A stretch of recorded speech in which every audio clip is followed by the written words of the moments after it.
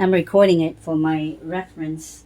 It's actually Thursday, March the 21st, 2024.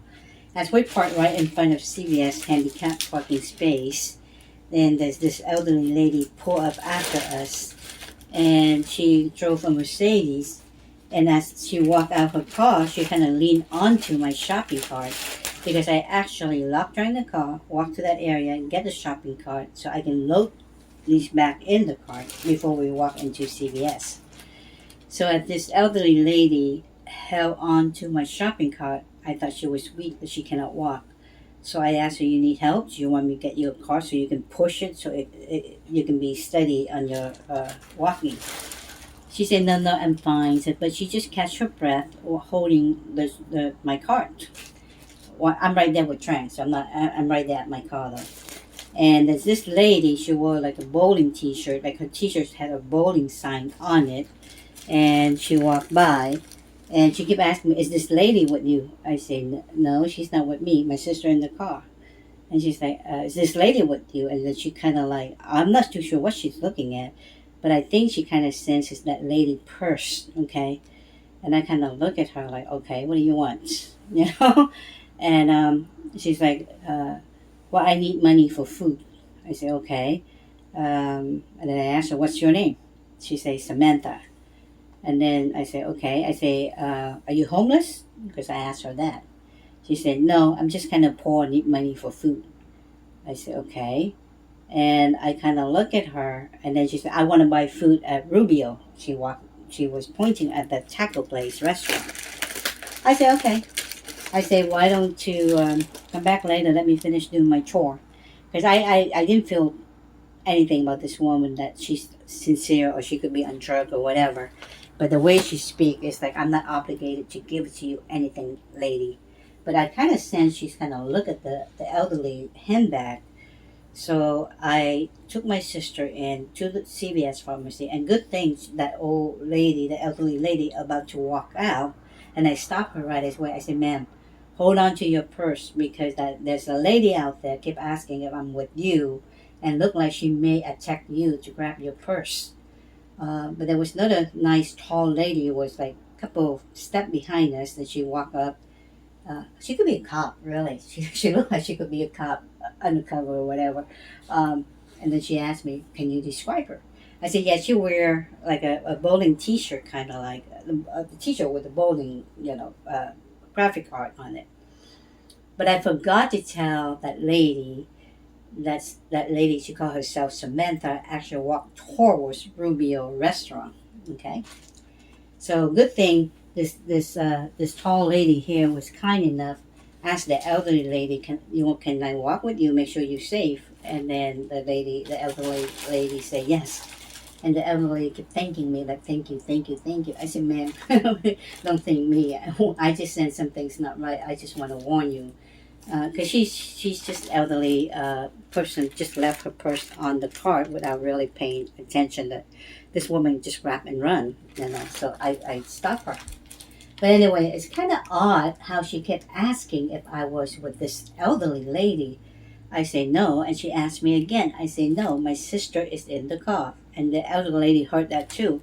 So I thought the elderly lady said, "Yeah, I heard I heard you say your sister in the car." So I thought she tried to start a conversation with you. I didn't pay any attention, so she walked in. But thank you for warning me, because I think basically she probably want to make sure that if I'm this with this lady, if she grabbed this lady first or attacked this lady, I would chase after her or something. But anyway, I'm glad it works out. There was a taller lady at CVS Pharmacy walked out with this elderly lady.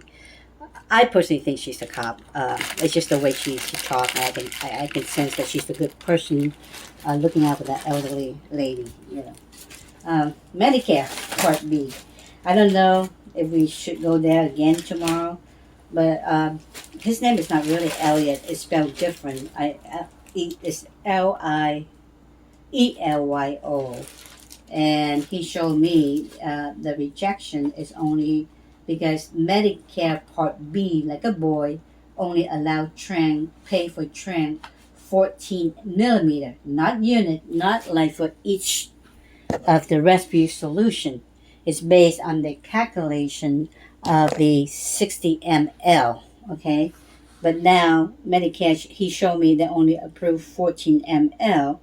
So I have him calculated, which is Medicare only willing to pay for tran 3.5 day of the Budesonide 1 mg slash 2 ml, which does not make sense to me. So what happened to the rest of the month?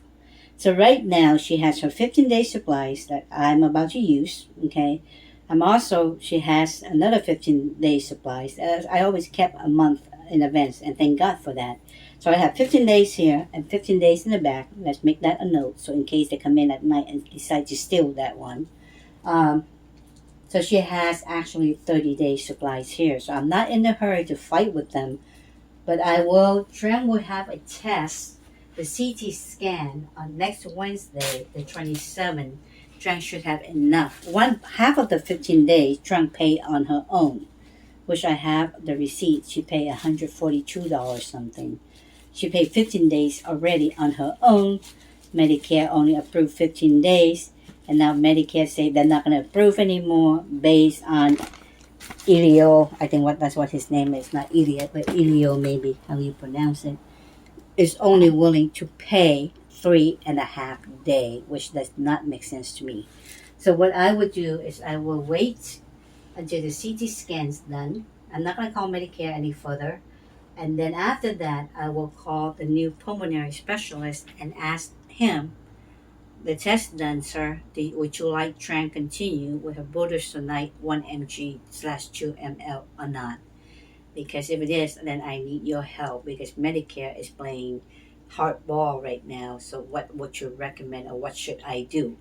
Because I'm not gonna about to go looking for another pharmacy, because this one is so abusive towards us. They completely refuse to call Medicare. So what I did is I called the number on the rejection. Okay, because they can just call it and ask why. Because based on the record, starting from January 1st, 2024 until March of 21st, 2024, Medicare only paid for 15 days, twice a day, which is 60 ml of the generic Pulmicort, Budesonide, 1 mg slash 2 ml. Okay, so there's absolutely no way she can be over excessive. Now, Elyo showed me over excessive, because on that particular sheet of Medicare, which I actually recorded, show Medicare only willing to pay 14 millimeter, okay, ml. So basically that's what it is. Now, when I made that phone call, Angela is a store manager, refused to call Medicare Part B. Elyo also refused to call Medicare Part B. I call myself with that number. They say they cannot speak to me because I'm not a pharmacist or work in the pharmacy. So put on the reps. And I say, they refuse to call you, so I have to take the initiative and call for them. So they actually forced them to speak. Okay, Angela totally walk away. Elyo has to come back, pharmacy technician, and spoke to the lady or whoever at Medicare. At the lady, Medicare Part B. Okay, then he said he's gonna call her from their phone, so they hung up on me on my call. They just hung up on me. Didn't even goodbye, just gone. And then about 10-15 minutes later, Elyo came back and said, look, they say they can approve you more if you do it mail order services. So you need to call the 800 number on the mail order services. I knew right away that was fraud, because I myself, Kady-Loan Tran, legal names, never ever order any type of medication for my sister Tran Tran, or AKA, her, they put her just only Tran, with CVS Pharmacy, Caremark CVS, or any other, including Rite Aid, none whatsoever. I have ever ordered any type of mail order. So I knew right away it was a setup, it was fraud.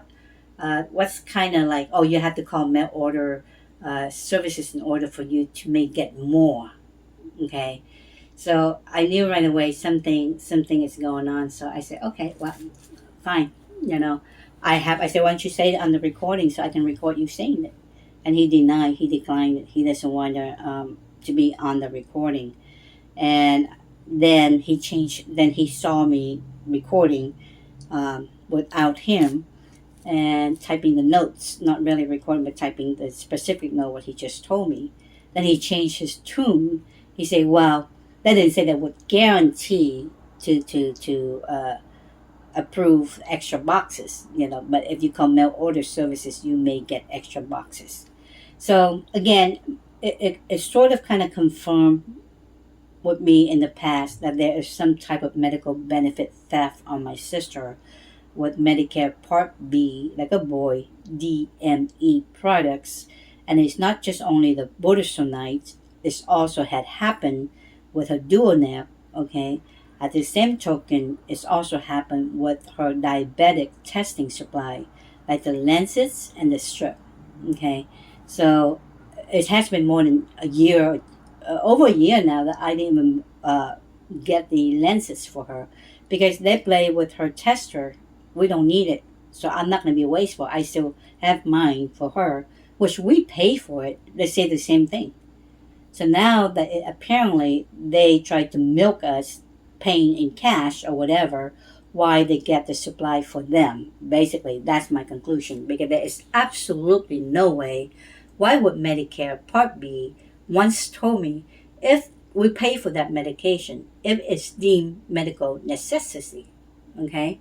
And they already got the 15 days approved before, why suddenly it's no longer medical necessity?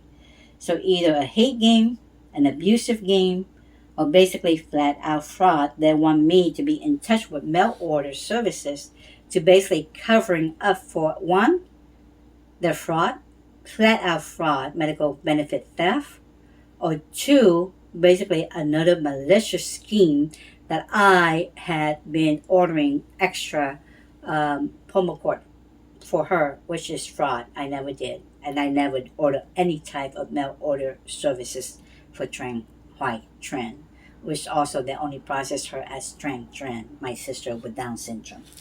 Okay, so I'm glad the elderly lady is safe. I believe the lady helped her, could be a cop. On I know, and they play games with me as I'm typing those notes. I pop up the word abuser. I don't know if they meant her, that guy, they meant me. I mean, it's just too many games. They call me abuser too, so it could be either way. But then I think, then it pop up like nude video, nursing, that they're going to put her in a nursing home. It's like a lot of threats going on, okay? As I walk out, I saw a Irvine police officer drove by, I guess he just, well, how would you say it, secure the area, because I mentioned about that lady earlier, maybe to the other lady, so maybe she let the other police officer or police department know, so maybe they're just roaming to see who that lady. But I was so occupied with so many things in my head, I forgot to mention that lady actually walked into Rubio, because she says she wants to eat at Rubio. So maybe the Irvine Police Department may want to review the recording in Rubio to see she's Caucasian female, about my taller than me, but about the weight, maybe about my weight. She has this T-shirt on with a bowling graphic on it, and she say her name is Samantha. Okay, but it very kind of like, yeah, well, I'm poor, I'm hungry, and I need money for food. And I said, okay, well, maybe later. I gotta take care of my sister first. Because I sense that I should not open my purse because she can just grab it and run. And then she kept asking about the elderly lady. So good thing I caught her, the elderly lady, before she walked out by herself, because she already having trouble walking. Okay. And that's why I offer her, would you like me to get you a shopping cart so you can hold on to it so you don't fall? No, okay, do your breathing, honey. So, okay, but that's it. That's the main thing that I would like to record it now before I forget. Okay, that's it.